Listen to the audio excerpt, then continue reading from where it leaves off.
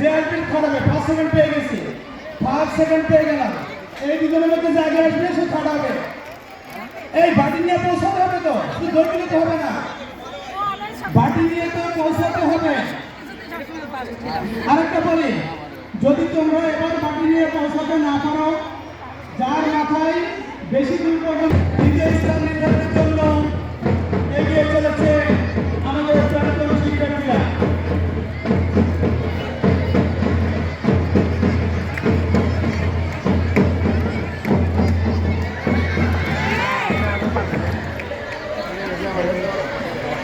এটা কি হয় এই তুমি কি হয় আমরা করো